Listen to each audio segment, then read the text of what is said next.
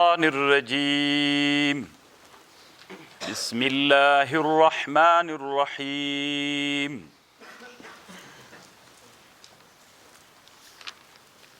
سورة الاسراء يا سورة الاسراء سبحان الذي أسرى بعبده ليلا من المسجد الحرام إلى المسجد الأقصى الذي باركنا حوله لنريه من آياتنا إنه هو السميع العليم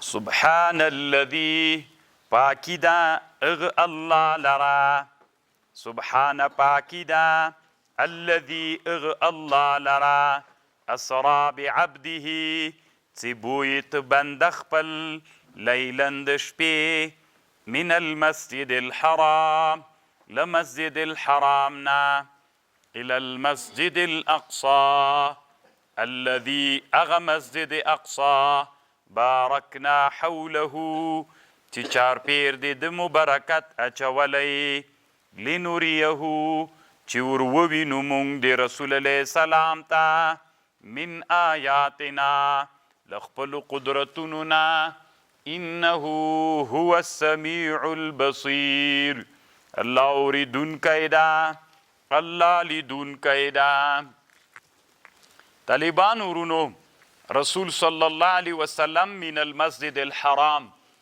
روایات مختلف راغلی دي یو دا ده چې نبی علیه السلام په هغه کې وو په حطیم کې وو او دلته وی د ویدو د ویښ په مابین کې وم چې ملایکې راغللې او دماغ د سینه را باندې وچیرله داسې وچیرله چې وینې تر نه لانړلې او زړه یې راوویسته او بیرته پکې کېښوده او د زمزم په اوبو باندې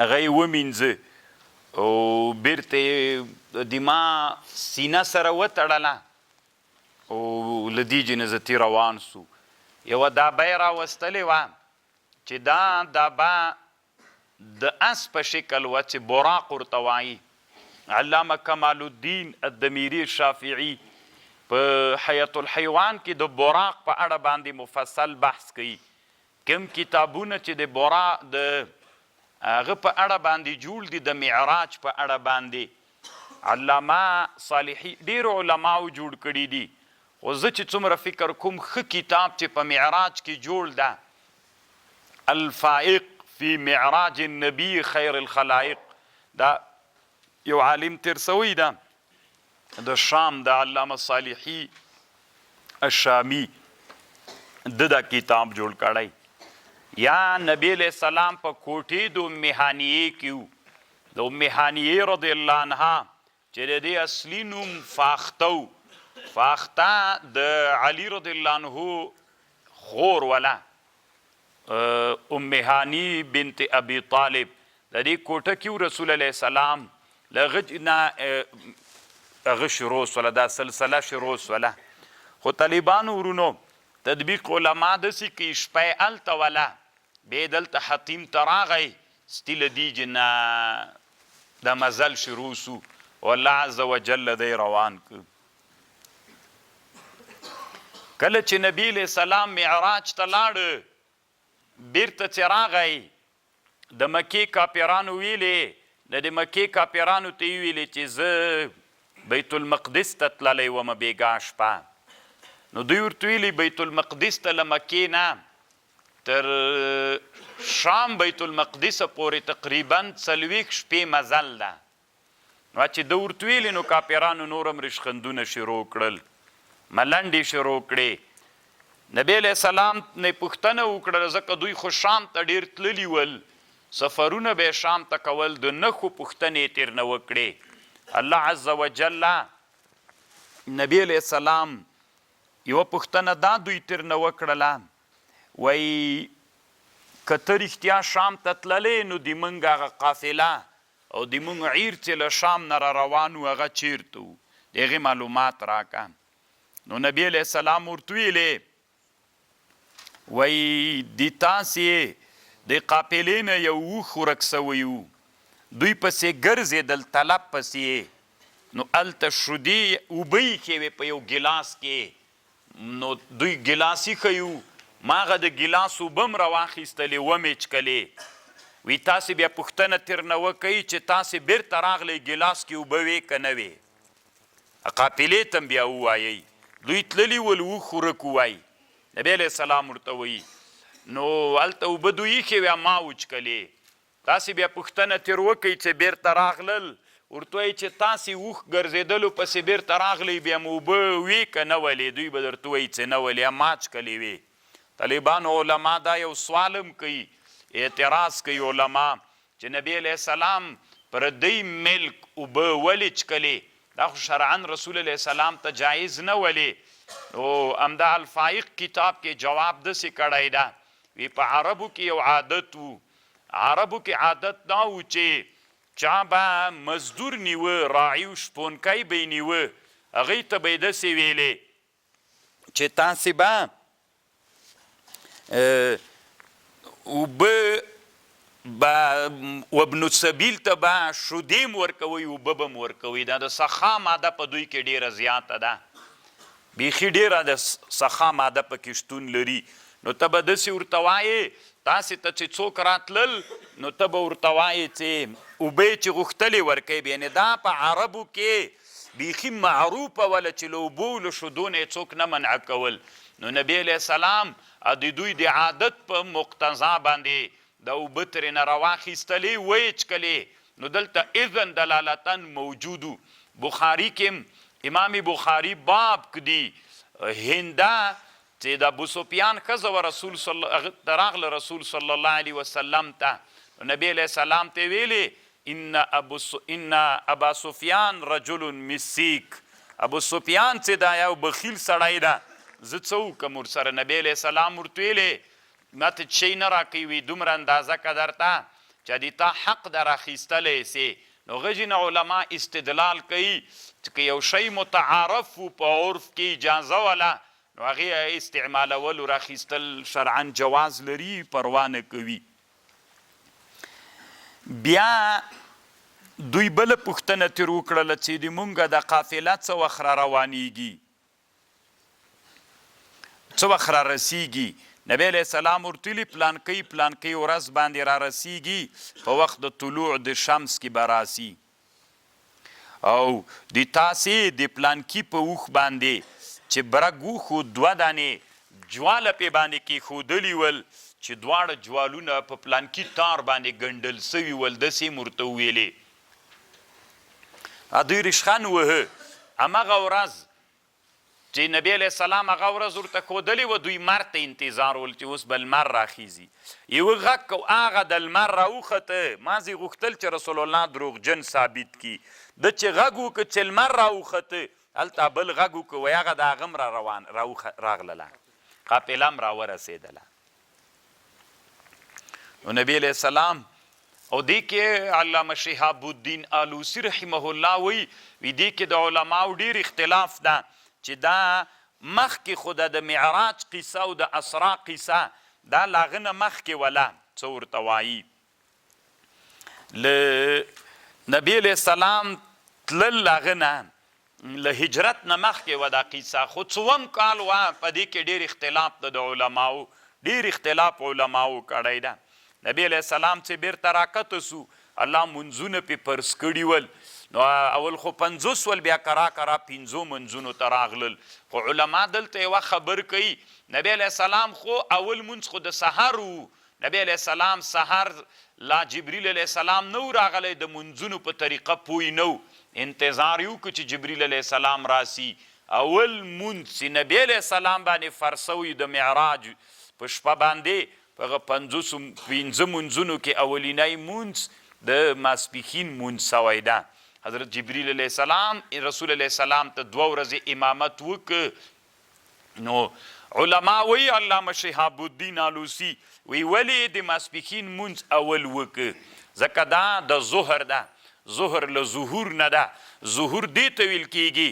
مطلب دا ده چې الله عز وجل به دا دین په نورو ټولو ادیانو باندې ظاهر کوي او غالب کوي به په دې خاطر باندې الله عز وجل د اسلام دین څوک وګرځه ماسپښین مونځ اول او طالبانو ورونو په دې کې اختلاف د علماوي څلور مذاهب پکې دي تاسو ورته متوجه سئ یو مذهب دا ده چې دا نبی علیه السلام 2 سفر دلته سوي ښه یو سفر له مسجد الحرام نه بیت المقدس جومات ته سوی ده یو له دې چې نه بیا عروج سوی ده معراج ده دا بله مسله ده 2 مسلې دي یو معراج ده یو اسراء ده له مسجد الحرام نه تر مسجد الاقصا پورې دا اسراء ده او له مسجد الاقصا نه تر الاسمان پورې دا بیا دا د معراج مسئله ده اوس طالبانو ورونو تاسې خبر در سره واورئ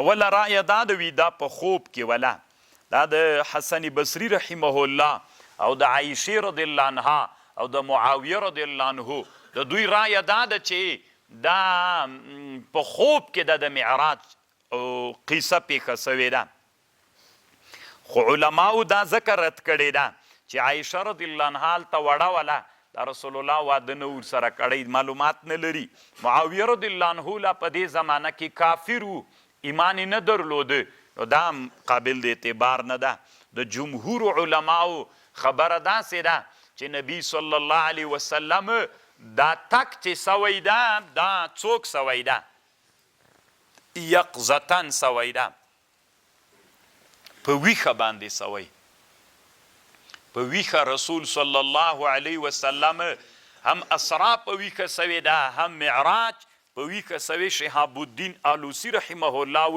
وی دا د جمهور علماو رایه ده او د جمهور علماو طالبانو ورونو یو عمده دلیل د جمهور علماو دا ده که دا په ویښه سوی وای نو بیا د مکې مشرکینو ولې رسول الله سره څوک په ویده باندې که بالفرض په ویدهتوب سوی وای نو د مکې مشرکینو ولې د رسول الله سره جنجال کو خو جنجال خو د رسول الله سره دې وجې نه وکړو چې ته دروغ وایې که خوب وایي نو هغوی کله جنجال که خو خوب ده نو خوب کې خو هر چیرې سړی ځي عمده دلیل دا ده او بس دا دویم مذهب دریم مذهب دا ده لکه قاضي عیاض قاضي ابوبکر ابن العربي و امام بغوي دوی دواړه وایي چې دواړو احادیثو باندې به د عمل وسي دواړو علماو چې کوم روایتونه کړي دي نبی علیه السلام 2 وارې تللی یو وارې په ویښه باندې تللی ده او یو وارې په خوب کې تللی ده او په دواړو احادیثو د عمل وسي دا د امام بغوي رایه او د قاضي ابن العربي رایه د دوی دا رایه ده او طالبانو ورونو څلورم قول هم سته ده څلورم قول دا ده چې نبی صلی الله علیه وسلم لبیت المسجد الحرام نه تر مسجد الاقصا پورې دا په ویښه باندې و اخواته بیا په ویښه باندې و اخواته بیا څوک و هلته بیا رؤیت د زړه له مسجد الحرام نه تر مسجد الاقصا پورې دا د سر په سترګو باندې لیدل ول او تلل ول او اخواته چې ول اخواته تک چې رؤیاانو د زړه تګ و او د زړه لیدل ول دا د بعضې نورو علماو رایه ده نو 4 اقوال سول پکې بعضې علما وایي چې دا کیدلی نسي څنګه نبی علیه السلام دومره لوی مزل وکړه صحیح دا د طالبانو ورونو بالکل ثابت ته د جمهور امت تقریبا احادیث د معراج چې دي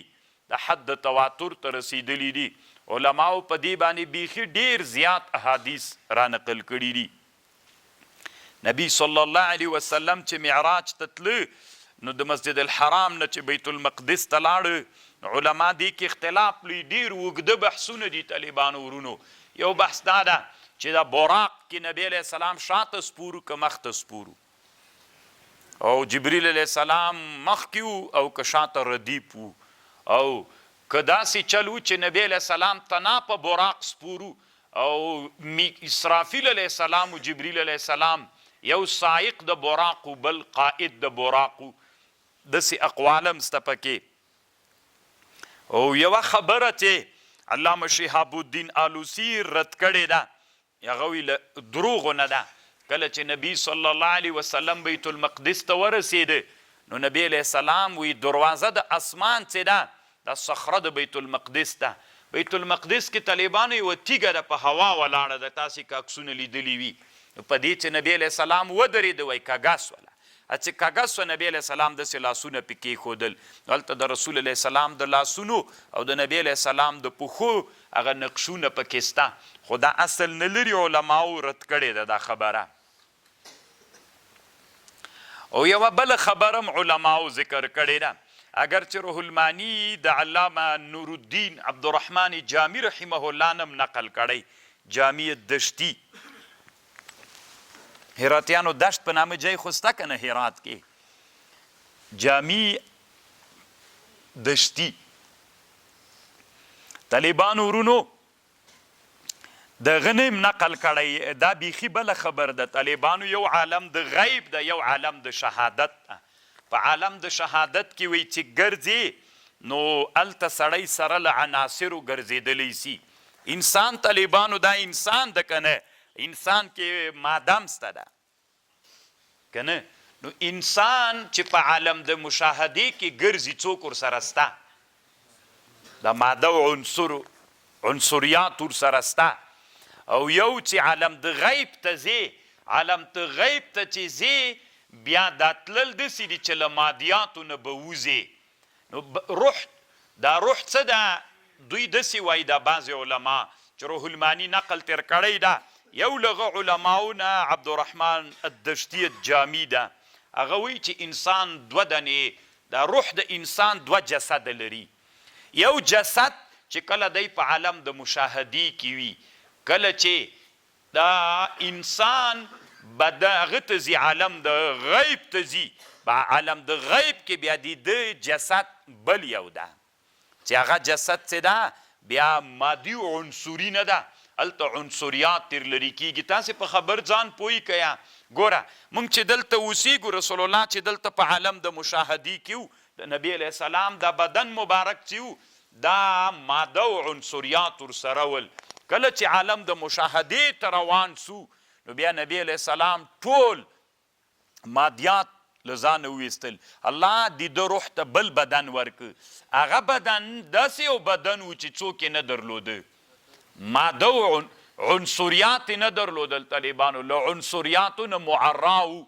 بیا اخواته طالبانو تګ له د دې عنصري بدن سره عالم د مشاهدې کې تګ، عالم د غیب کې تګ له چا سره نسی کېدلی، عنصري بدن سره.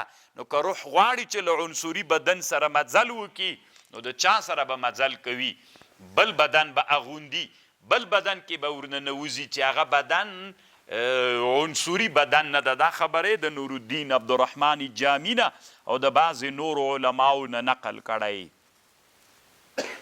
بیا هغه شعرونه هم راوړي دي د علامه نورالدین عبدالرحمن جامی.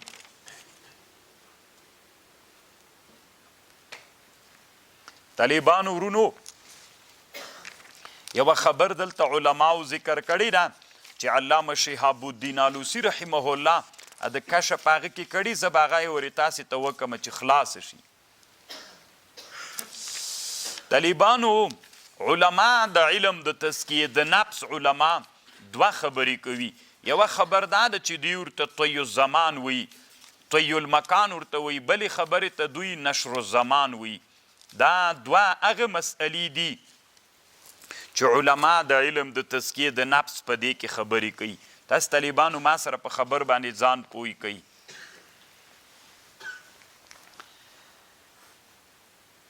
یوه له نادرو نه دا ده چې هغه د عروج په اړه باندې پنځم مذهب د ابن العربي رایه ده. ابن العربي او علامه عبدالوهاب الشعراني دوی وی نبی علیه السلام څلور دیرش وارې عروج کړی د اسمانونو ته. څو وارې؟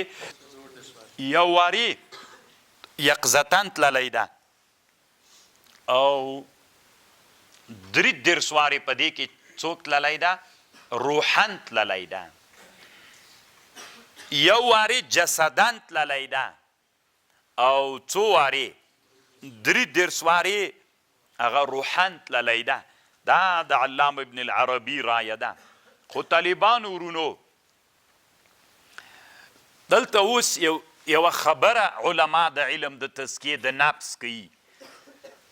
کیدلی سي طالبانو یوه زمانه ده، دا زمانه نشر سي، وړه زمانه ده غټه سي د یو چا په حق کې. یو دویم دا د طالبانو ورونو طی المکان د جای را وپیچل سي. څومره لوی مزل د له یو اسمان نه تر بل اسمانه پوري 1500 کاله مزل ده. نو اسمانونو ته چې ځي 3.5 کاله مزل کیږي. 3.5 کاله مزل ده. څنګه نبی علیه السلام په یوه شپه کې وخته او بیرته رامغی. نو طالبانو علما وی دې ته مسئله د طی المکان ورته وی. طی المکان دا معنی داسې راوپیچل سي. نبی علیه السلام وی تاسې د شپې مزل کوئ، د شپې مزل لنډیږي. اللهم اتوي لنا بعد الارض. اللهم نبی علیه السلام به دا دعا ډیره کوله. اللهم اتوي لنا بعد الارض وکابت المنقلب. والد رحمه الله به چې څوک سفر ته تله دا دعا به یې ورته کوله. والحور بعد الكور وسوء المنظر في الاهل والمال. دا دعا د رسول صلی الله علیه وسلم وا. نو طالبانو ورونو تاسې ورې په دې خبر را سره ځان پوی کوئ. اول مسئله د طی المکان مسئله. علما د علم تصوف وایي طی المکان. طی المکان دا معنا چې هغه راټوله سي، د مځکه راټوله سي، لږ غوندې سي.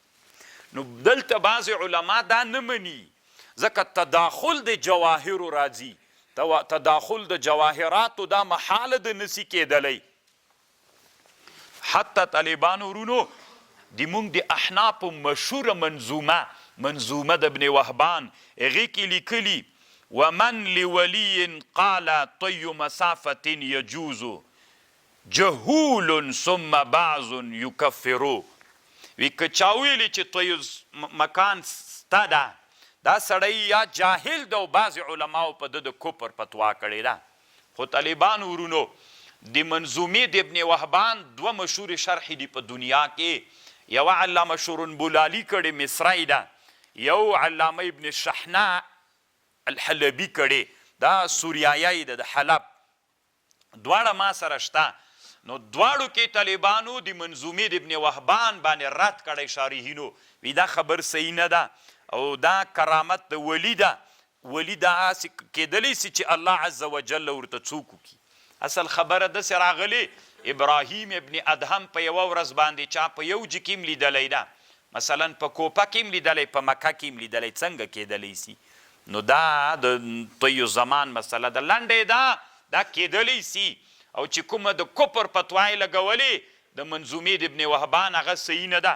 روح المانی دلته لیکلی دي وانا مؤمن ولله الحمد بما يصح نقله من الامرين والمكفر جهول. ده څوک چې دا سړی کافر بلی چې وایي طی مکان منی وی دا کافر دی، وی دا جاهل سړی د روح المانی وی.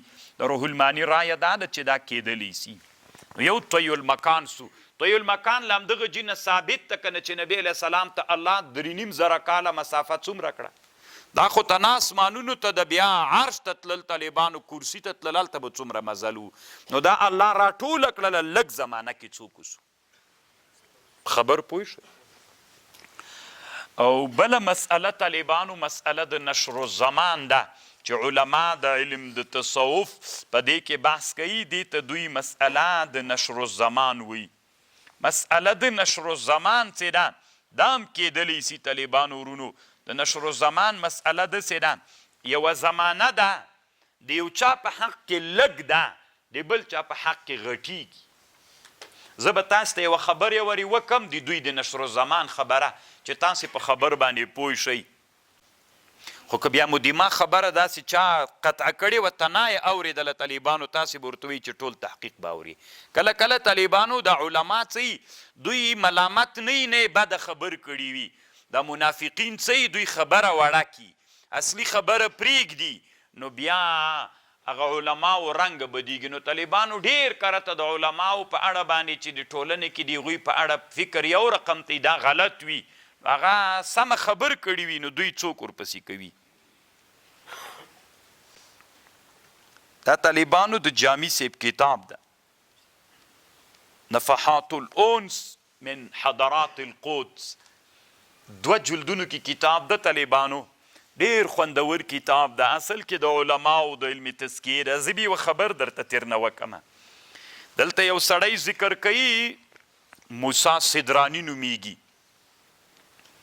خبره واورئ طالبانو ورونو، دا هغه خبر ده چې کېدلی سي چې مشرقیه ښځه سره مغربي سړی څوک وکړي واده، مشرقیه ښځې سره مغربي سړی واده وکړي، د دوی په مابین کې ملاقات سوی نه وي.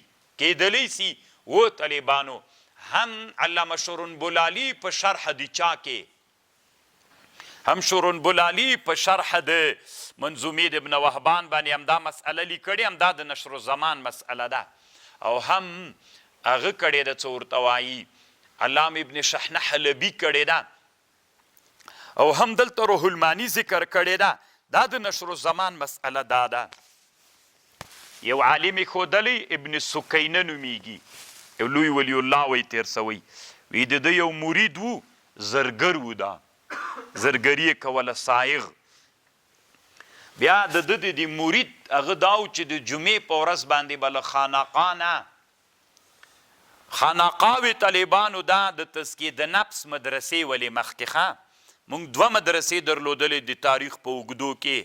یو مدرسې دا د علوم شرعیت چې فقه د ظاهر پکې درسېدله، یو مدرسې مدرسې درلودلې مخکې چې هلته پکې فقه د باطن تدریس کېدله. هلته به علما ول، سم علما به ول، هغې ته به یې ویلې خانقاه به یې هغې ته ویلې. دا اوسنی تاریخ نه، په سلفو کې دا تاریخ لري. تاسو طالبان ورونو چې کتابونه د مدرسو د جماعتونو په اړه چې کوم کتابونه جوړ دي، الدارس فی اخبار المدارس، الاعلام بمن فی اعلام الساجد فی اخبار المساجد، د جماعتونو د مدرسو او د خانقاو تاریخ ټول ګډ د سره، ځکه دام د انسان د تربیت کولو مدرسې ولې هلته به انسانان تربیت کېدل. ابن سکینه چې و، د ده دا مرید چې و، دا زرګر مرید یې، د ده کار دا و چې د جمعې په ورځ باندې به جای نمازونه، دا سجاده، دا جومات ته وړي، مدرسې نه به یې جومات ته وړي له خانقاه نه، او هلته به یې اواروي چې بیا خلک پې باندې ودرېږي په جومات کې لمونځ پې باندې وکړي. نو یو ورځ دا پوزی نه و، دا فرش دی راټول که، پوزی خو پېژنئ حصیر دی راټول که، راټول یې که، ستې وتړه کېښود، ته ځان سره وویلې وي زه به لاړ سم هغه ته، جمعې ورځ د غسل به وکړم.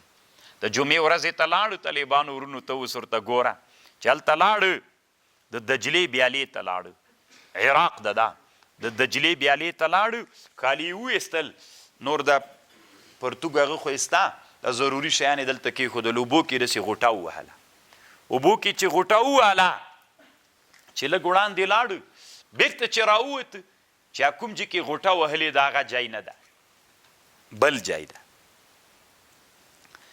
چې له اوبو نه راووته، داسې نهر څنډې ته ووته، یو دوکان ده، د زرګر دوکان ده.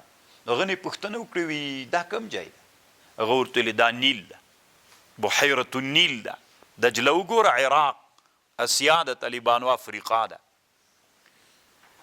نو زرګر سره په دکان کې کېناسته، ځکه چې د چا کسب وي نو هغه ته خوند ورکوي، یو سره کېناسته، نو پوښتنې یې ترنه شروع کړلې. نو هغه زرګر غوښتل چې داسې یو شاګرد پیدا کړي چې ماهر سړی، نو ده کې سخت آثار د صیاغتو د زرګري ډېر مهارت پکې و.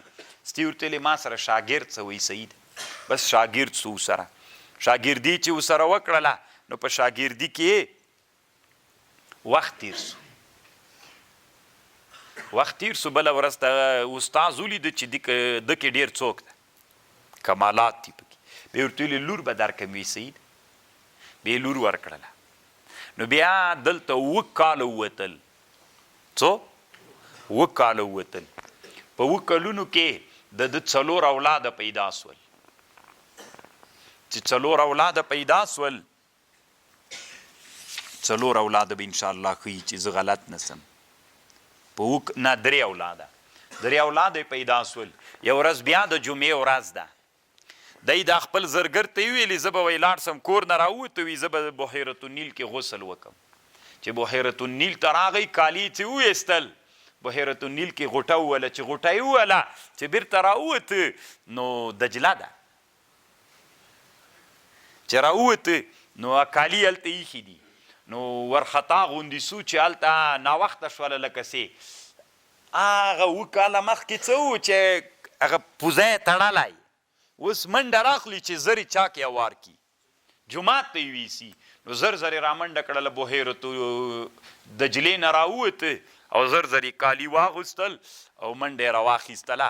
په دا لاره ځان سره وایي چې څه نادره سوې ده، دلته خو هغه لا جمعې مونځ نه ده تېر سوی، او دلته د ما اولادونه واده مصر تک دا څه چل سوی ده. زر زر یې پوزه یې راواخیست. نو استاد ورته ویلي زر کوه ناوخته کړې دې ده، خلک جومات ته را رسېدلي دي. نو دی راغی په پوزه یې وار کړ. په مانځه باندې چندان نه پوهېږي، خطبه چې د ده استاد ابن سکینوي چندان نه پې باندې پوهېږي. چې جمعې مونځ تېر سو، هغه یې بېرته هغه ته راوړو، خانقاه ته راټول کړه، پوزه یې راوړ، چې یې راورسو. هغه ورته وایي دا کور ته لاړه. چې کور ته لاړه، کور کې ورته ویلي چې تا خو ویلي جمعې مانځه نه وروسته میلمانه راځي او مایان دې راوړي چې دا کباب کوي، پاخه یې کوي، تیار مو پاخه کړي، میلمانه څه شول؟ ویسۍ در روان دي، میلمانه راځي.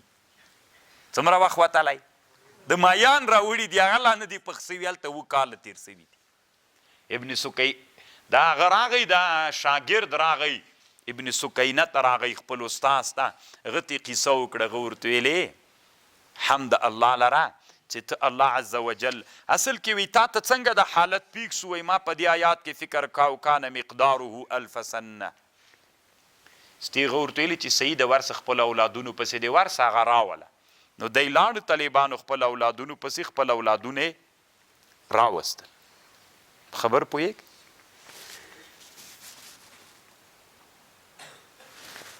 مطلب خو پوه شول. دلته 1.5 ساعت وتلی، اما د ده په حق کې 7 کاله دا زمانه څوک سوې ده، نشر سوې طالبانو دې ته. دا هغه مسئله ده تاسې که کله اورېدلي بعضې داسې انسان ګورئ طالبانو په دې دنیا کې مو چې عقل شی نه من رد استیمه کوي. تاسې که فکر وکئ طالبانو د دې ما خبرې مو د ترجمه کې اورېدلې وي، کیدای شي کله خیال کې داسې درسي چې وابي به وي، کله به خیال کې درسي چې پنجپیري به وي، کله به خیال کې درسي چې بریلوي به وي. دا اوس رقم سړی سو چې تصوف کې کله داسې نادره خبرو کې د وحدت الوجود څه د کفر خبره وه. دا څومره نادره خبره وه. د نن عصر سلفیان دا طالبانو بیخي مني نه که نه، ای دا بیخي د کفر خبر بلی. طالبانو دوی خپل کار ده. نبی علیہ السلام د نور انسانانو په حق کې د معراج قسم دا نشر الزمان ولا د نور انسانانو په حق کې یوه شپه وه د رسول الله زمانه حق طالبان دومره ډېر زمانه ولا دا نشر الزمان ده. دلته طالبانو یوه بلم لیکلې ده، خو چې وی وایم که یې ونه وایم. طالبانو دی بیا فتوحات د مکیې د ابن عربي نه نقل کړی. ما اراده وه چې نن زه تاسې ته د فتوحات مکیې د ابن عربي م راوړم. 10 جلدونو کې کتاب ده او فصوص الحکم هم زه لرم طالبانو که نه. فصوص الحکم په دنیا کې هغه خطرناک کتاب ده چې ټوله دنیا خوروي که نه. د کفر د اسلام طرف ته خبرې پرې را روانې دي، داسې نادر کتاب ده. د فتوحات مکیې د ابن عربي نه نقل کړی، یو رجل جوهري نه نقل کوي. وایي ده یو ورځ په اشپزخانه کې اوړه لامده کړل، اوړه یې لامده کړل، بیا دی جنوب و طالبانو. خبرې ته غوږ ونیسئ، دا له هغې خبرې نه هم ډېره خطرناکه ده. وایي چې ډوډۍ هغه کړله، څه ورته وایي اوړه یې لامده کړل او دی جنوب و. نه رښتیا ده اوړه نه و لامده کړي، د جوهري سړي دا خمیره اوړه راواخیستل، تناره ته یې ویوړل، هغه اشپز ته چې دا ته پاخه که زه بېرته درته راځم. ستې ویلې راځه ته تیار جنوب یې بحیرة النیل ته لاړو هلته لاړو چې غسل وکړي دا اوبو کې چې څنګه غوټه ووهله دا غوټې سره دی ویده سو د یوې غوټې اندازه قدر ته دی ویده سو له ځانه لاړو طالبانو بغداد ته لاړو چې بغداد ته لاړو هلته د په بغداد کې فتزوج امرأة في بغداد وجلس مع عيال 6 سنين شپږ کاله یې تیر کړل واستولد منها اولاد فرجع لحاله فرأى نفسه في الماء نيل المصر فصب الماء على جسده کنه دلته چې ویده سو مازې لا غوټۍ والا له ځانه لاړو بغداد ته لاړو شپږ کاله یې تیر کړل اولادونه یې پیدا سول بیرته چې راغی د خپل هوش باندې چې بیرته راغی څومره اندازه ووتله مازې لکه یو غوټه چې ویلي بیرته چې راغی نو په ځان یې اوبه راتویې کړلې کالي یې واغوستل اشپزخانې ته ورغی نانبایي ته ډوډۍ راواخیستله کور ته ننوته دا قیسه یې خپل اهل ته وکړه میاشتې تېرې سوې داسې ویلې چې ما واده کړی د بغداد کې اولادونه مې دي خلک وی لیوني ته ګوره څو ورځې وتلي نه دي طالبانو چې دغه د یوه ښځه سره له اولادونو راغله پوښتنه کوي چې د جوهري کور چېرته ده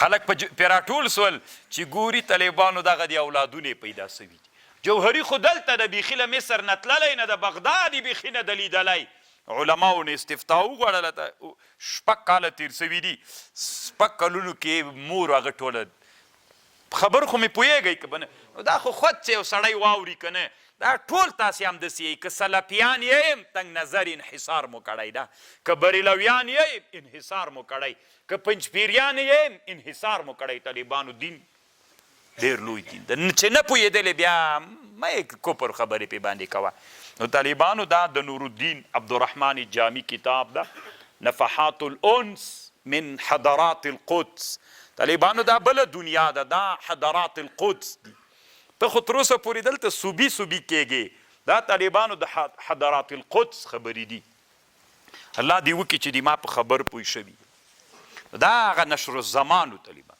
دا هغه مسئله ده چې ښځه مشرقۍ له سړي مغربي سره واده وکړي او د دوی ملاقات هم نه ایسوي ممکنه ده طالبانو دا یوه نوع د کرامت ده چې خبر مو واورېدله روح الماني وایي زه په دې مؤمن یم څوک چې نه مني هغه طالبانو جهول ده جاهل سړی ده خو یوه خبر ده طالبانو ورونو عوامو ته دا خبر کوئ ما ځکه وکړله ځکه دا یو علمي بحث ده یعنی مطلب مې دا ده چې دا علمي انداز ده انسانان الله په دنیا کې ټول داسې نه دي پیدا کړي چې د ټولو انسانانو عقلونه د کمال ته رسېدلي وي یعنی د دنیا کې دا مسئلې دومره غټې مسئلې شته چې ته به ورته حیرانه سي خبر خو مې پوه شولې که نه روح الماني وی وجهل بعض الحنفية مثبتيه لهم وكفرهم آخرون وليس لهم وجه ظاهر وربما يلزم مثبتيه القول بالتداخل الجواهر لنډې دا طالبانو دی مني او زه خپله منم طالبان نبی صلی الله علیه وسلم چې بیت المقدس ته لاړو په بیت المقدس کې نبی علیه السلام انبیاو ته امامت وکړ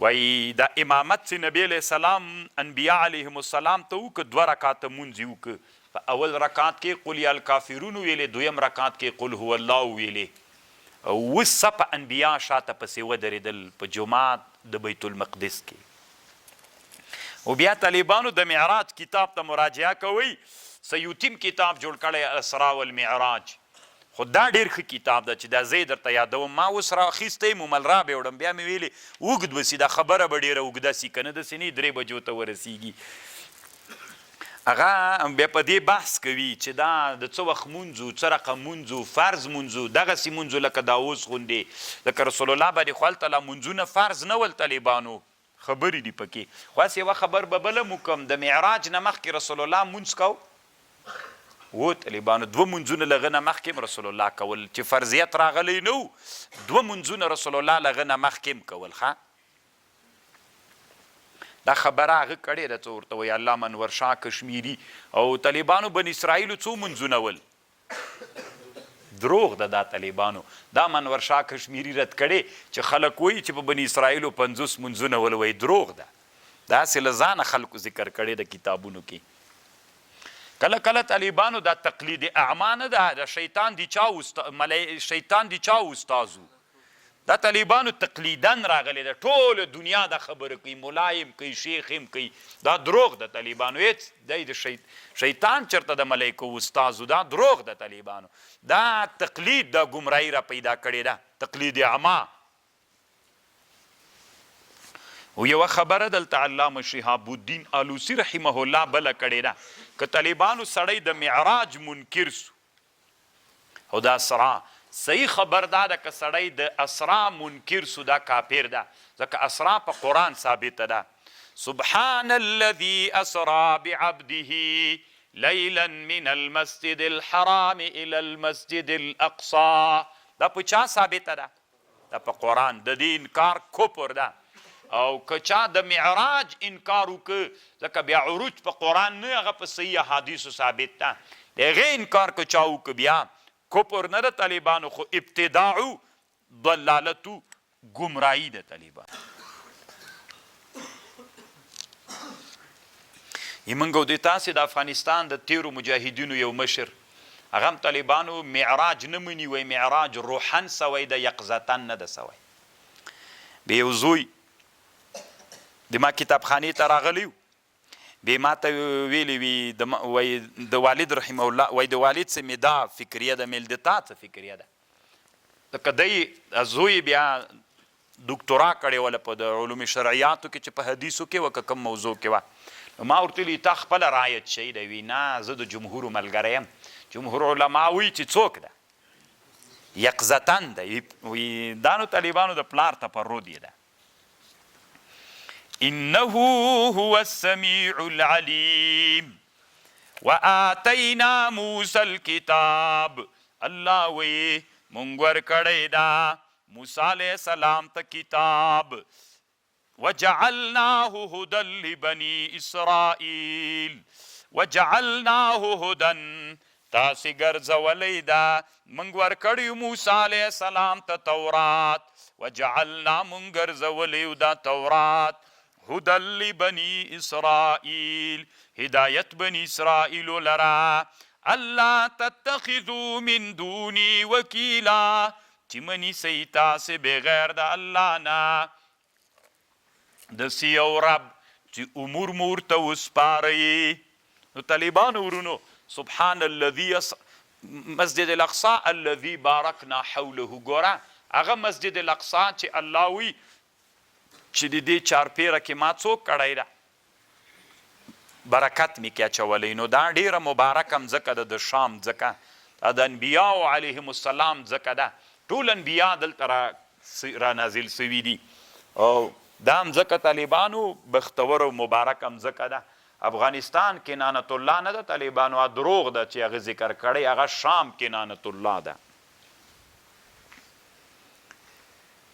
تاسو ته نه چې هغه کتابونه وګورئ چې د شام په اړه په فضیلت کې. ما سره خپله طالبانو دا نن مې اراده وه چې زه تاسو ته په بیت المقدس او په شام باندې هم لږ څه خبرې وکړم، بیا مې ویلې اوږدېږي طالبانو. دومره ډېر کتابونه د مسجد الاقصی او د شام په اړه په فضیلتونو کې کتابونه جوړ دي. دا ډېر مبارک وطن ده. الله د اسلامي حکومتونه دلته آباد کی چې مسلمانان بیا ورسي. ذریة من حملنا مع نوح. پرون به م طالبانو ویډیوګانې لیدلي وي، خبرونه خو ګورئ که نه ګورئ طالبانو ورونو.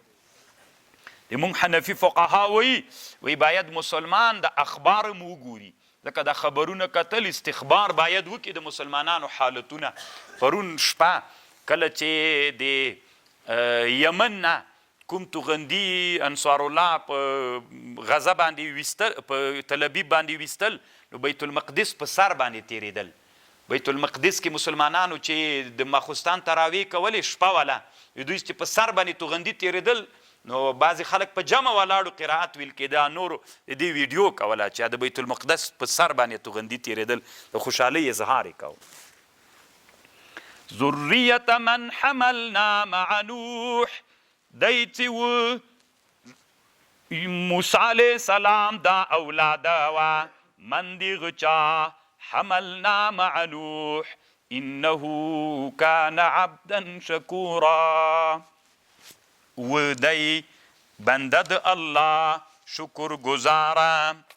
وقضینا الی بنی اسرائیل مونږ فیصله کړې وحی مو کړې بنی اسرائیلو ته په کتاب کې لتفسدن فی الارض مرتین تاسې به فساد کوئ په مځکه کې دوه کرته ولتعلن علوا کبیرا تاسې به علوه کوئ په علوه لوی سره. تاسې بني اسرائیلو په دنیا کې به دوه وارې لوی فسادونه کوئ. دوه فساده دا و طالبانو چې دوی حضرت زکریا علیه السلام شهید که. د بني اسرائیلو د دې یهودانو د دوی جرمونه طالبانو په دنیا کې ترنه شریر قوم د یهودو نه بل نسته ده. حضرت زکریا علیه السلام شهید که. د دوی یو بادشاه مړ سو، بیا په بادشاهي کې تنافس و رغبت وکړي، چا ویلې زه پاچا کېږم، چا ویلې زه خپل منځ کې جنګونه سول. بیا زکریا علیه السلام ورغی او دوی ته نصیحت کو. بیا دوی خبرې وانه اورېدلې، دی بیچارګي په سیزتي سو، دی ترنه وتښتېده. چې وتښتېده ونه ورته خلاصه سوله، دی ونه کې ننوت. چې ونه کې ننوت یو څادر یې دوی پسې ګرځېدل، څادر یا کالي یې راوتلي ول. ستې دوی راغلل پیدا یې که چې دغه ونه کې ده، ستې ونه پسې اره کړله، په منځ یې دوه ټوټې لتفسدن فی الارض مرتین ولتعلن علوا کبیرا. او تاسې به دا یو فساد د دوی و. او طالبانو حضرت یحیی علیه السلام هم دوی شهید که. یحیی علیه السلام یې چې شهید که، دا وایي داسې چلو یو بادشاه و، یوه ښځه وه،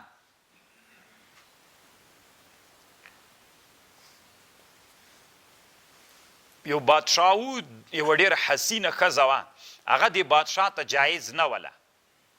نو د اراده درلودله چې وایي که یحیی علیه السلام ورته ویلې مې کوه. بیا چې وکړله دا هغه وکړه، د بادشاه دا ښځه وکړه. نو د ښځې بیا د بادشاه باندې یو شرط لګولی چې هر کال مې یوه غوښتنه درنه کوم، په دې شرط واده در سره کوم چې په کال کې به مې یوه خبر بیا منې، که هر څومره درندی وي صحیح ده. بیا چې کال راورسېد، د دې ښځې مور چې د بادشاه خواښې وه، دې ورته ویلې چې دا وارې دې کال کې ورته ووایه چې یحیی علیه السلام راته مړ کړه. هغه ته یې چې څومره ویلې هغه نه منه ورسره. ما تاسو ته بله ورځ ویلې طالبانو شهوت نه ده چې دا په سړي باندې غالب سي، بیا ډېر لوی ظلم کوي. دویم دا نبي بله، نبي نه شهید کو، خو د ښځې شهوت و هغه ور باندې غالب سو که نه، بیا یې دی شهید که. طالبانو چې شهید یې که، حلال یې که، نو وینه یې طالبانو یو څاڅکی تشت کې حلال که، خو یو څاڅکی وینه یې په هغه باندې تویې سوله، په مځکه باندې وینه داسې خوټېدله. دا وینه طالبانو تر څو پورې دا وینه په قراره نه سوله چې دوی 80,000 انسانان و 80,000 انسانان یې پې حلال کړل. د یحیی علیه السلام وینه یې اچولې وه چې په مځکه غورځېد، خوټېدله.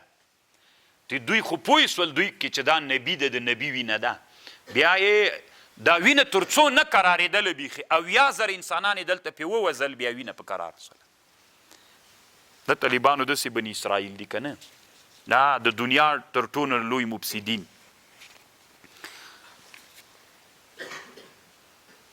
فاذا جاء وعد اولاهما کله چې راغی وعده اوله د دوی، اول فساد د دوی، بعثنا علیهم عبادا لنا راومولیږل په دوی بندګان دي موږ، اولی بأس شدید چې خاوندان د قوت سخت ول، فجاسو خلال الدیار وګرځېدل په منځ د کورونو د دوی کې، وکان وعدا مفعولا دا وعده کیدونکې وه. دا څوک طالبانو چې الله پې راولیږل؟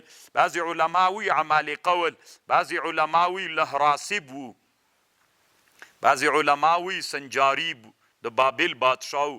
دا لهراسب چې و طالبانو دا د فارسیانو بادشاه تیر سوی ده. څوک وی چې دا و طالبانو ورونو د خپلې خطې او د خپلې مځکې بعد هغه هم لږ وګورئ در سره څه ورته وایي تاریخ هم لږ وګورئ فاریابیانو چې دا وارې لاړلی خپل وطن ته نو تاسې د خراسان زمین تاریخ هم وګورئ تاریخ جوزجان ورته وایي طالبانو 2 جلدونو کې ده دا د جوزجان یو عالم جوړ کړی ده د هغه زمانه د طالبانو له نن 900 کاله مخکې کله چې چنګیزي لښکرې افغانستان ته راغلي دي په خراسان کې چې کلک جنګونه له هغه سره کیږي ځکه تاسې چې دا کتاب وګورئ تاسې خپل وطنونه د اجۍ نه به هم ښه در معلوم سي چې دا کم ځای و دومره کلک مقاومتونه طالبانو هلته سوي دي که نه چې تاسې به هم ورته حیرانه سي ډېر کلک مقاومتونه هلته سوي دي دې کتاب کې هغه د بادشاهانو د افغانستان تاریخ ده د خراسان زمین لهراسب دا لهراسب به بیا هلته ته وپېژنې چې دا څوک ده دا اصل کې کتاب فارسي د عربي ته اوس ترجمه سوی ده تاریخ جوزجان ورته وایي 2 جلده د طالبانو ډېر ښه کتاب ده او د موږ د افغانانو چې کوم کلک مقاومتونه مو له هغه سره کړي دي څه ورته وایي بدغیسیانو تاسې وګورئ فاریابیانو جوزجانیانو او د انسانانو تاسې ځکه وګورئ بلخیانو ځکه تاسې په دغو سیمو باندې دا کتاب ډېر غږیږي او دلته داسې کلک نادر مقاومتونه سوي یعنې که تاسې وګورئ دې ته به حیرانه سئ چې مسلمانان هغه زمانه کې څومره محکم مسلمانان تیر سوي دي دومره کلک مقاومت هغې انسانانو له چنګیزي لښکرو سره کړی ده په یوه کلا کې یوه کلا یې ښودلې طالبانو 14 میاشتې مسلمانان محاصره ول پکې 14 میاشتې زه ډېر فکر کوم طالبانو چې دا کلا دی د بادغیس په ولایت کې وي هلته یوه ولسوالۍ چا یادوله د بادغیس داسې غرنۍ ولسوالۍ ده څه نومیږي هغه ولسوالۍ غرنۍ جوند ولسوالۍ آفرین دا د جوند ولسوالۍ کې طالبانو دوی یو ځای یادوه ډېر احتمال دی ولري چې دا دی وي طالبانو یو په دره بوم کې دوی ویلې چې هلته هم یوه دانه کلا ده د غره په سر دا دومره کلک مقاومت وسو 14 میاشتو کې مسلمانان چې ول غیر له پیستې نه او له وچې غوښې نه بل شی نه و خوړلي دا یې چې ډېر خوړلي ول مجاهدین بیچارهګان ټول د دې نه شهیدان سول ځکه بل شی ونه دانې څاګانې وې هلته په دې کلا کې د غره په سر کومه کلا ده چې دا اوس ماته څه معلومیږي باید دا تاریخ یې موږ راژوندی سي یا دا په بادغیس کې ده طالبانو چې د بادغیس په دغه یا په جوند کې یا په بوم ولسوالۍ دغه هرو ساحو کې دغه غرنۍ کومه ساحه کې ده غور ولایت کې طالبانو ډېر نادر مقاوم یعنې داسې نادر 14 میاشتې مقاومت مسلمانانو 2 شیه خوړلي بل شی بیخي خوړلي نه دي هغه بدنونو کې هغه پیدا سول ټول مجاهدین شهیدان سول بیا 50 نفره پاتې سوي دي په 50 کې هم 60 نفره همدغه هغه باندې مریضان ول چې وفات کېدل 10 نفره 60 دغسې پاتې وو بیا ویلې چې هسې شهیدانېږو خو چې څومره سره زر وسلې شیان ورسره وغی ټول هغه ته اچولي څاو ته پاس نه تیږې پې اچولي او بیا د دښمن مخ ته راوتلي دي بیا ټول شهیدان سوي دي بیا هغې کلا اله سقوط کړی دومره لویه قرباني سوې ده خلک وایي چې د استشهاد میدان موږ اوس کړی د استشهاد هلته هم سوی ده بیخي ډېر نادر جنګ سوی طالبانو دا هم او په دې کتاب کې ډېر ښه نادر شیان شته فاریابیانو بادغیسیانو او جوزجانیانو بلخیانو تاسې به دا کتاب پیدا کوئ باید دې کتاب نه نقلونه وکیه چې مونږ یې درنه واورو چې یو تقریر دې کړی وي او دې کتاب نه نقل کړی وي چې داسې وی چې هغه ځکه هغې کلا نومونه یې ذکر کړي دي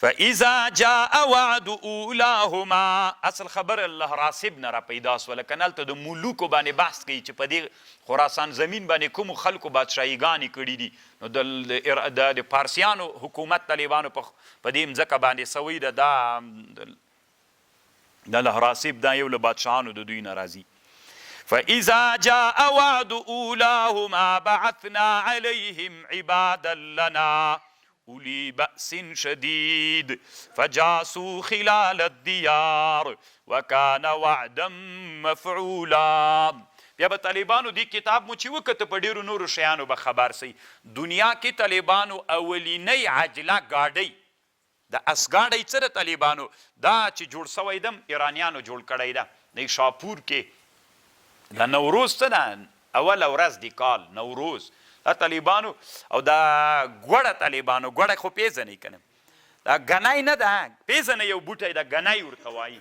افغانستان یو که هلمندونو کې وي او په جلابات کې سته دا یو خوست کې خوستیانو سته پاکستان کې دا ډیر ده، دې ته قصب السکر وایي طالبانو. دا قصب السکر چې دا په هغه کې په نیشاپور کې، نو هلته و دا نیشاپور هم ځکه ورته وایي طالبانو، شاپور د وطن د سړي نوم ده. نی قلم څه ده طالبانو، دا هم ځکه داسې هغه هم ځکه وله نی د شاپور دا یې وریبل دلته بازار پې باندې جوړ کړی ده. الله دې ما یې ورې ولي طالبانو، ځکه دا د خراسان پخوانی پایتخت تېر سوی ده او د اسلام ډېر لوی علما دلته په نیشاپور کې تېر سوي دي. نو خبره مې داسې کوله چې دوی داسې چل کړي دا ګني نه یې اوبه راویستلې وې، دوی ګوړه مخکې دنیا کې نه پېژندله، نو اول وارو چې ګوړه یې دنیا کې جوړه کړې وه او بیا یې دلته بادشاه ته هغه هم نوی جوړ کړې وه، عجله د اسګاډ یې نوی جوړ کړی و. د نوروز په اوله ورځ باندې چې دا عجله راویستله، بادشاه چې پکې کېناسته ډېر خوشحاله و، په خلکو باندې ګوړې تقسیم کړلې. نو دا داسې نه ده طالبانو تاسې به چې جلبات نه ګوړه را شروع سوې، ځکه ایرانیان په دې باب کې ډېر ماهر خلک دي او ډېر طالبانو پخوانی تمدن لري ایرانیانو، فارسیان. ثم رددنا لكم الكرة عليهم. او ګوره تاسې فکر وکئ یو لوی هغه چې د دوی بادشاهي په موږ باندې تېره سوي، د نومونو ته یې فکر وکئ. بادخیز که نه، بادخیز، ګورګان. دا ګورګان طالبانو جوزجان نه ده، دا خو اسلام چې راغی دا نوم یې وربدل که. اسلام چې راغی د دې نوم یې څنګه که، دا نوم یې وربدل که طالبانو. نوم یې څوک پې کېښوده؟ جوزجان طالبانو. دا اصل کې ګاپې په جیم بدل که، دا ګورګان ده. زه طالبانو دا سفر سړي ته ډېره فایده کوي او د ما سفر ډېر خوندور وي طالبانو. زه چې کله هغه ته لاړلم څه ورته وایي فاریاب ته، دا هم طالبانو د یعنې د خراسان کې ډېر خوندور وطن د فاریاب. بیا ما ته زړه کې یو سوال و، علماو نه مې پوښتنه وکړله مې دا هغه چېرته ده، یهودیه چېرته ده؟ د فاریاب کې کوم ځای یادېږي یهودیه؟ کله چې دغه یهودان څه ول طالبانو، دا یهودان چې هغه راوسړل بخت نصر چې دا فساد یې وکړ، یا دا اول دلته یو قول دام د طالبانو چې دوی فساد وکړي، دا بخت نصر دوی هلاک کړل. چې دوی هلاک کړل، مړه کړل، یو څه وتښتېدل.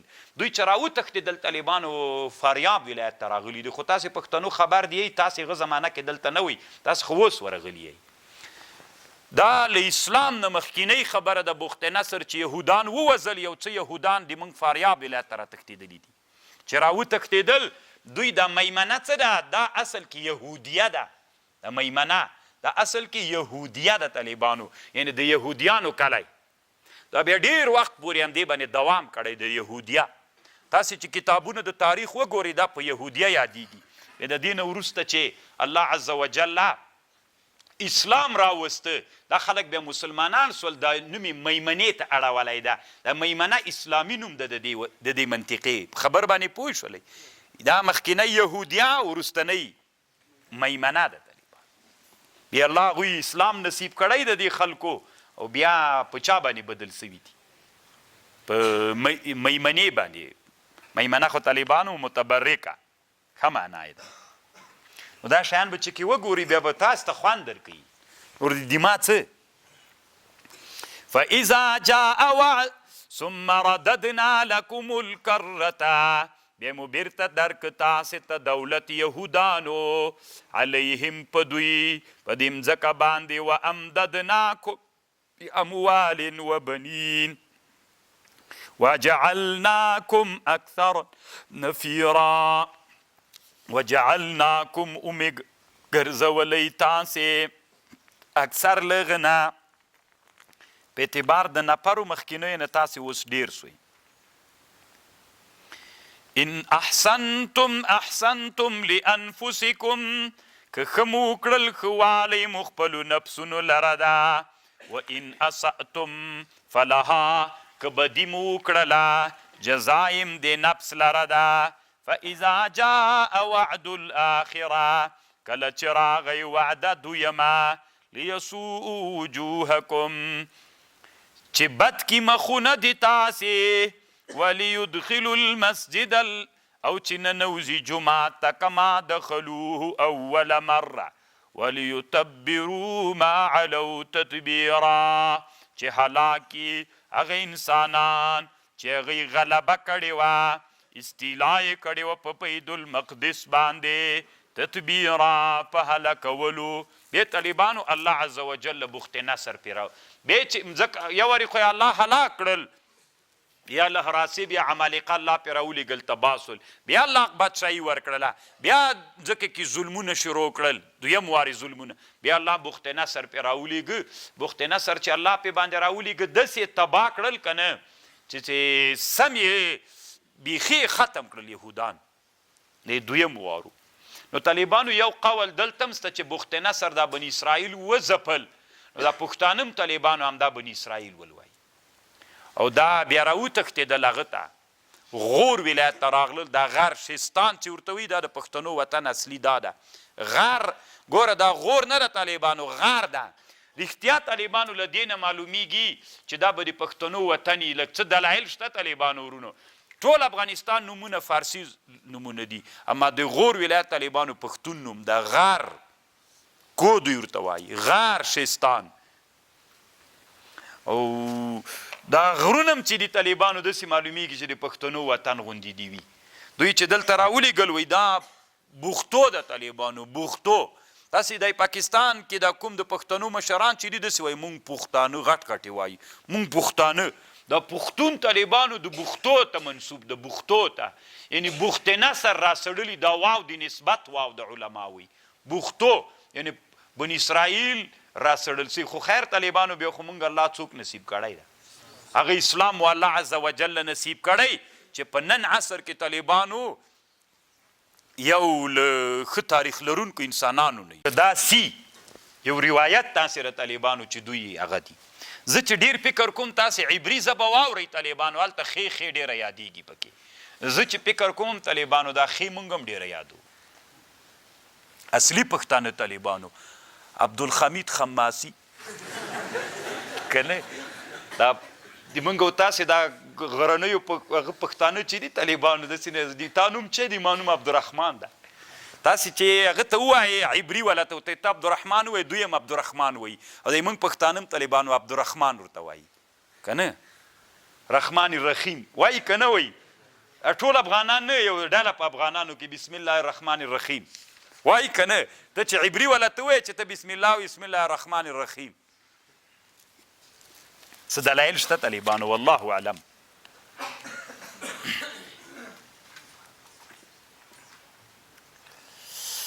عسى ربكم ان يرحمكم نو اول واری زکریا علیه السلام شهید که دا دویم واری لوی فساد یحیی علیه السلام و یحیی علیه السلام چې شهید که بیا هغه د وینې خبر خو مخکې دلته بیا هم کوي عسى ربكم ان يرحمكم قریبه ده چې الله په تاسې رحم وکړي خو ان عدتم عدنا که تاسې ان عدتم که راوګرځېدلی موږ هم بیا راګرځېږو وجعلنا جهنم للکافرین حصیرا ان عدتم عدنا بیا هم طالبانو د نازیانو قتل عام هالوکاست دوی ورته وایي چې هلته هم د یهودانو عام وزنه نازیانو کړې ده دا نازیان اصل کې جرمنان دي طالبانو افغانستان کې موس یو قوم سته نیازي ورته وایي دا نیازیم طالبانو اصل کې خلک وایي چې دا هغه جرمنان دي اصل کې له غجې نه راغلي دي دا یهودانې چې وزلي هغه انسانان دي دا طالبان که نه بیخي عام وزنه یې کړې چې تر اوسه هم په دنیا کې د یهودو د عام وزنې د هالوکاست هغه دوسیه په نړیواله سطحه باندې محکمه کې لا پرته ده خو کړې نه ده الله عز وجل دې داسې یو بل هم څوک را پیدا کړي چې د دوی سم قتل عام وکړي ان هذا القرآن يهدي للتي هي اقوم ويبشر المؤمنين الذين يعملون الصالحات ان لهم اجرا كبيرا یوه خبر می طالبانو ورونو واورئ چې نننۍ دنیا کې په چا مولا داسې چاته تمه ونه لرئ چې فکر به وکئ که دا واري موږ جنګ سي پلانکی به له موږ سره کومک وکړي موږ 20 کلونو کې ټولې دنیا له موږ سره کومک وکړو موږ او تاسې طالبانو تېرو 20 کلونو کې دومره په سختۍ کې د حماس سره خو لاندې دنیا مجاهدین څوک کوي ټول اسلامي دنیا څوک کومک ورسره کوي کیدای سي موږ هم ورسره کړی تاسو څه خبر یې پیسې مرلیږلي طالبانو که نه تا څه خبر یې کیدای سي کړي مي ټوله دنیا پیسې ورلیږي ټوله دنیا یې ورلیږي موږ تاسې تر اخره پورې طالبانو زړه راکټ چې د کوپر کمین به چې تېرېده د راکټ مرمۍ به څوک وله زړه به وه طالبانو د زړه راکټ مرمۍ به وه اب 5 بجې چې پیر کولې 2 به لاړلې 3 به خپل منځ کې پټاقۍ بیا همداسې وکه نه و تر اخره پورې که داسې شی له موږ سره وایي چې نن د حماس لري طالبانو امریکا ډېر زر خرابېدله موږ کله مرمۍ درلودلې الله عز وجل نو بیا هم داسې فکر ونه کوي هر څوک دی زه به یوه خبر درته کوم طالبانو د کونډې زوی وایي د چا زوی د کونډې زوی دماغ خپله دا فکریه داسې ده طالبانو د افغانستان کې چې دا موسیسي او دا شیان دي دا ټول څوک هغه کوي یعنی دنیا موږ سره کومک کوي چې ورته وایي چې په دغه پرون تاسې که اورېدلي یو افریقا کې یو وطن داسې ښه نومیږي نوی ازاد شوی له جنګه راوتلی سعودي ورته اعلان وکړو چې 200 جوماتونه درته جوړو نو دوی جمهور رد کړه اسلامي وطن دی موږ جوماتونه څه کوو موږ مسلمانان یو جوماتونه ان هذا القرآن يهدي للتي هي اقوم ويبشر المؤمنين الذين يعملون الصالحات ان لهم اجرا كبيرا پرون یو ویډیو د غزې نشر کېدله تاسې به لیدلي چا که نه بمبار سوی ده ښځې دي ماشومان دي ټول روان دي منډې وهي یو سړی ده پښه باندې لګېدلی پښه یې ورته پټۍ کړې ده او ښځه یې ورسره ده د ښځې سره یو شهید په لاس کې ده او د خپلې لکړې پسې خپل بل شهید لور یې چې د هغه شهیده د هغه یې پسې بوجۍ چیکې اچولې ده او پړي کې تړلې ده دی ګوډ روان ده وړی نسي هلسې راکشکاږي دومره طالبانو د اسلامي امت مظلومیت تاسې ویډیو وګورئ ډېره نشر کېدله ښځې نور خلک هم را روان دي خو هر چا سره بس نفسي نفسي نارې دي طالبانو سړي ته قیامت ورپه یادوي نو داسې وخت د طالبانو اسلامي امت داسې سو اسلامي امت چا داسې که طالبانو د چا له لاسه اسلامي امت داسې د اسلامي امت رهبران داسې سول د اسلامي امت رهبرانو تر خپل چوکیو پورې ملګري وي وروسته بیا د چا ذاتي پروام نه لري بندي کوي دي چې څه ورته وایي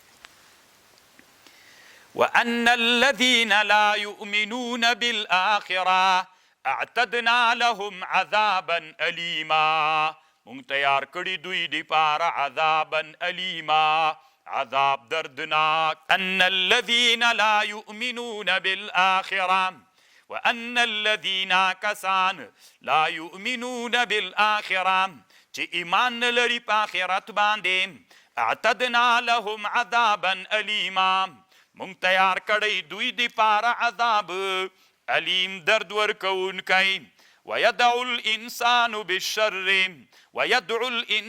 بالشر دعا کوي انسان په شر باندې دعاءه بالخیر لکه دعا یعنی انسان دعا څه کوي د خیر دعا څه کوي د شر دعا هم همداسې کوي وکان الانسان عجولا د انسان عجول تلیواري دلته طالبانو امام واقدي وایي په کتاب المغازي کې یوه خبر یو ورځ نبي علیه السلام یو بندي نیولی کور ته یې راوسته عایشې رضی الله عنها ته یې وسپاره ویدان سره واخله چې ور یې که چې ور ویې سپاره طالبانو بیا عایشې رضی الله عنها ته نبي علیه السلام ویلي په دې بندي فکر کوه زه بیرته راځم هغه عایشه رضی الله عنها ته بله ښځه راغلې وه عایشه رضی الله عنها له هغې ښځې سره مصروف سو چې مصروفه صحیح وه ورسره دلته دا بندي تښتېدلی و چې نبي علیه السلام بیرته راغی ورته ویلې هغه دې څه که بندي هغه ورته ویلې وایي دا خو تښتېدلی ده نبي علیه السلام ورته ویلې قطع الله یدکې که نه قطع الله د نبي خیرا د طالبانو قبلیږي که نه نبي علیه السلام باندې ووته چیغې یې وکړله خلک پسې راټول سو بندي یې راګیر که بیرته چې طالبانو نبي علیه السلام راغی بندي یې ګیر که عایشې رضی الله عنها لاسونه داسې داسې کول نبي علیه السلام ورته ویلې ولې وایي تا ما ته خیرا وکړه که نه نبي علیه السلام ورته ویلې اللهم انما انا بشر زه بنده یم آصف غصه کېږم کما یغضب البشر که نه ما چې کوم مسلمان ته ښېرا وکړه الله هغه ته په ثواب درته بدله کړي. نو ويدعو الانسان بالشر دعاء بالخير وكان الانسان عجولا. دا څوک شو طالبانو ورونو؟ خو دا روح المانی داسې چندان خوند یې نه ده ورکړی طالبانو چې صحیح به یې وي که به نه یې صحیح، والله اعلم.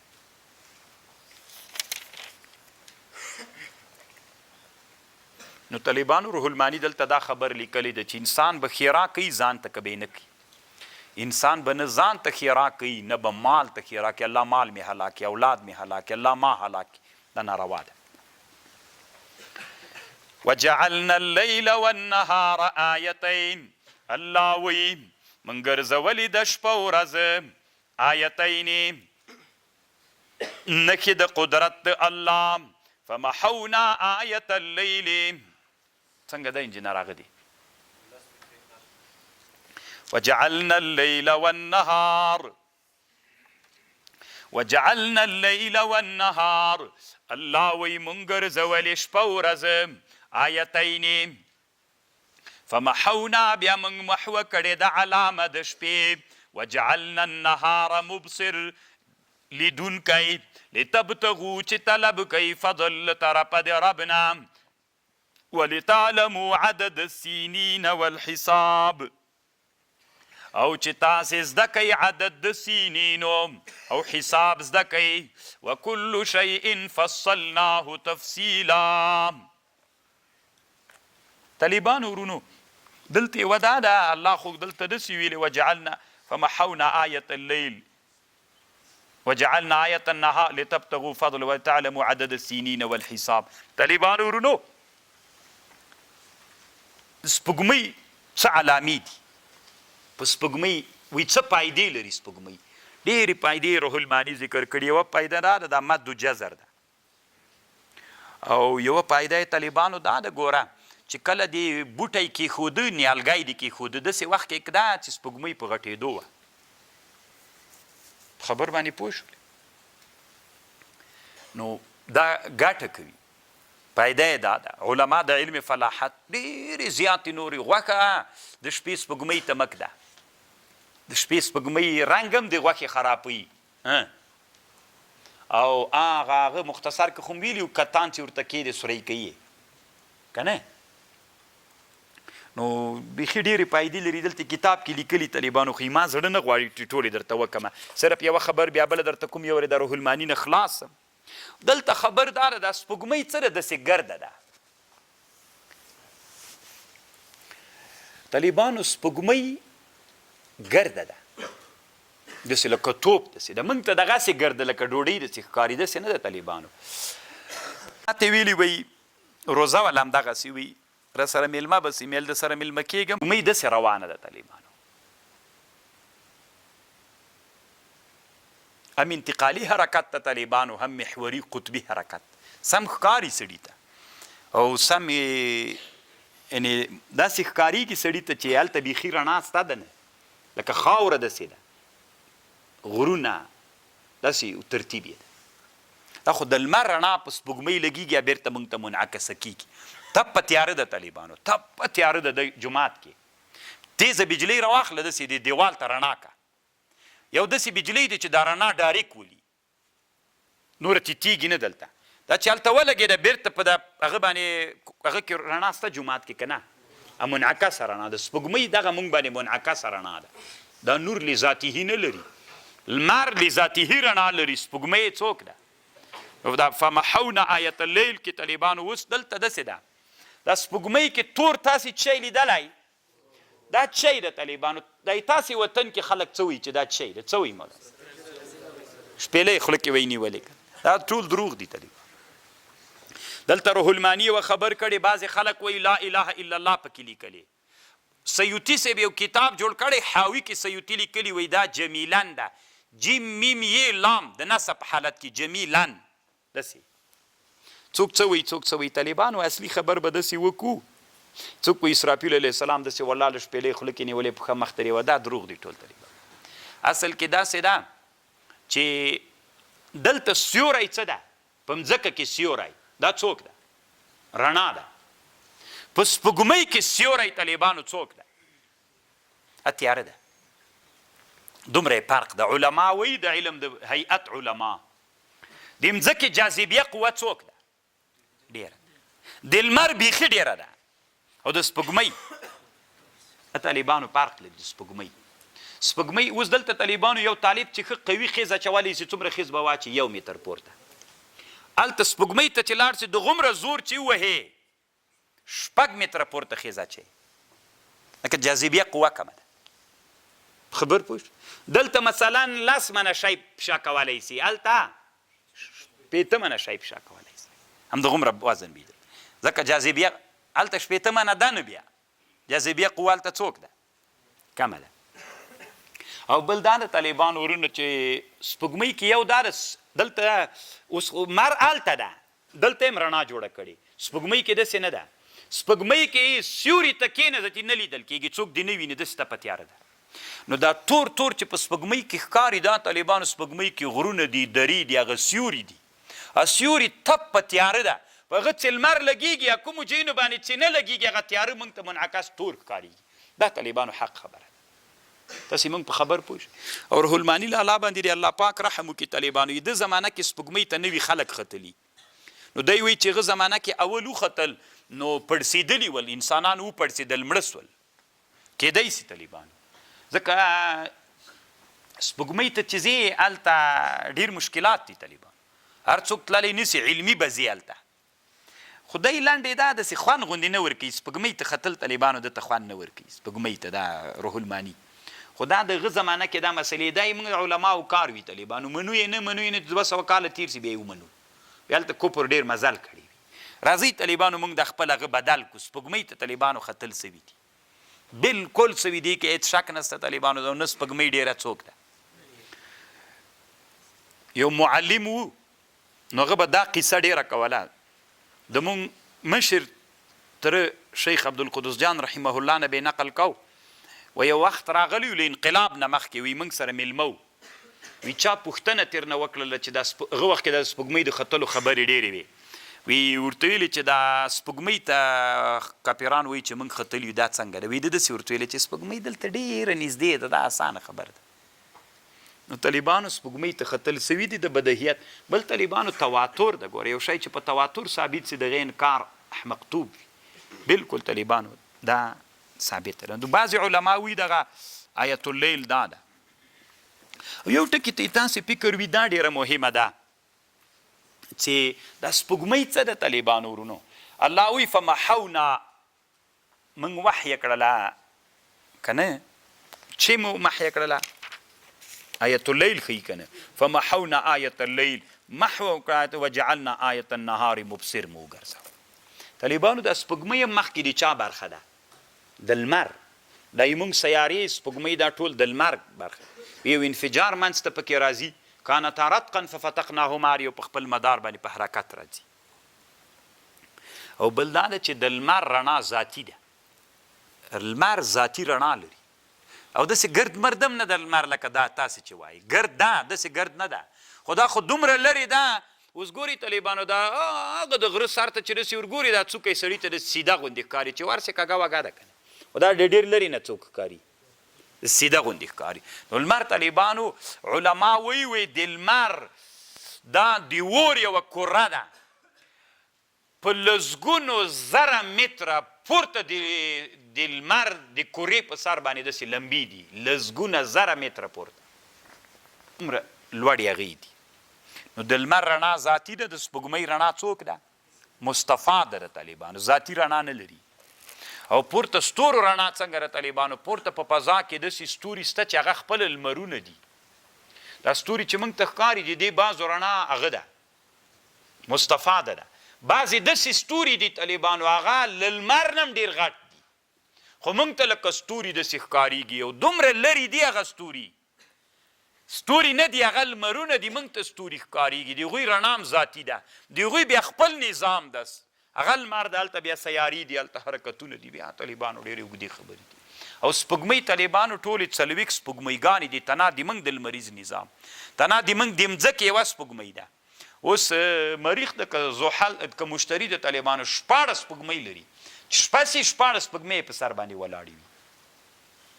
طالبانو دنیا د دومره ډېره نادره دنیا، خو الله پاکه داسې نه دنیا لاړه سي رانه موږ دلته پاتې یو. زه به طالبانو یوه خبر درته وکړم. دا عجایب المخلوقات د قزویني ده. څوک ده؟ عجایب المخلوقات د قزویني. طالبانو ورونو تاسې د دنیا کې انسانانو څومره نادر هغه کړي. زه یوه قاعده درښیم، تاسې د قاعده باندې ځان پوه کړئ. اوس مثلا حمل څو که نه، دا جمتري جوړوي. حمل څو؟ ته جمتري جوړوي. او په جمتري جوړولو کې طالبانو دا نورې میاشتې اسانه دي، کومه میاشته سخته ده؟ د اسلامي میاشتې سختې دي. دا بل خو تیار حساب معلوم ده، حساب یې ور جوړ کړه. دا بل میلادي هجري قمر شمسي دا اسانه جوړیږي، مشکل په چا کې ده؟ نو ته به طالبانو داسې چل کې. اوس سږ کال څوم کال ده؟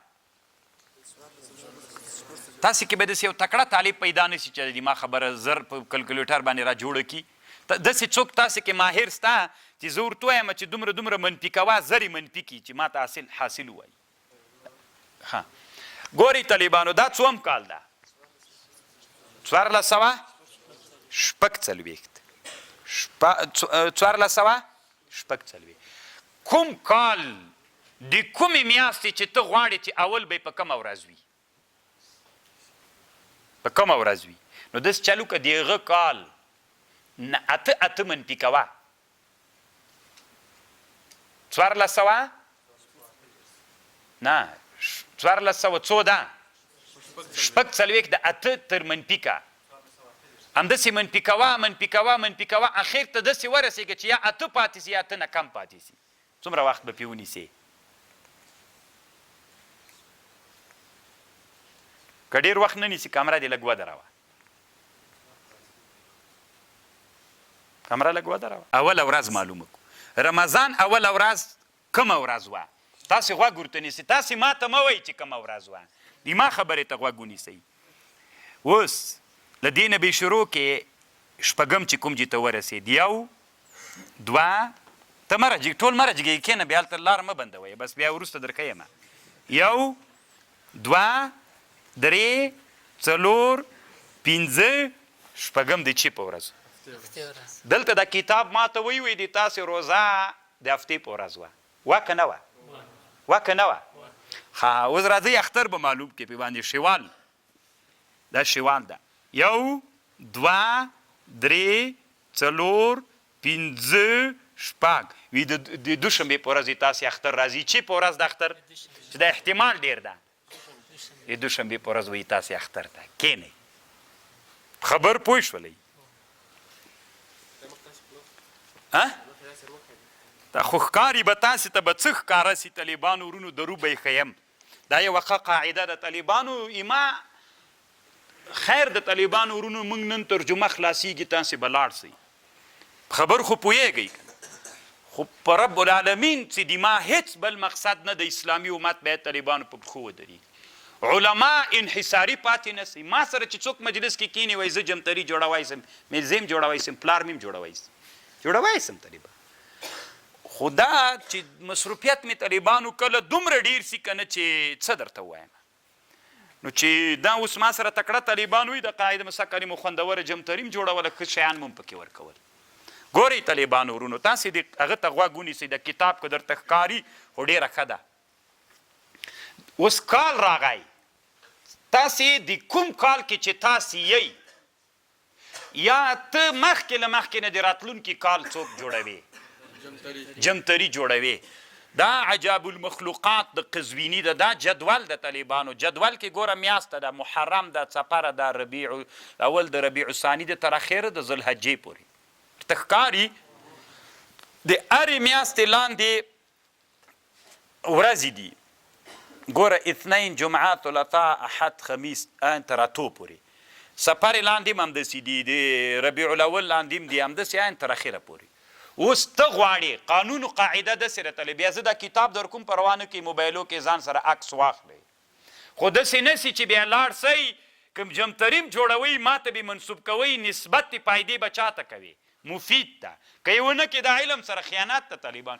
کله کله دما علمي تحقیقات بعضې ملایان اوري طالبانو را سپړلي مایي بیا یې ځان پسې کوي طالبانو داسې دې وایي چې ده نه م اورېدلي دي یا د حواله پې ورکړې بیا موږ وکتل دا طالبانو بیا ستړي به ما تېره کړي.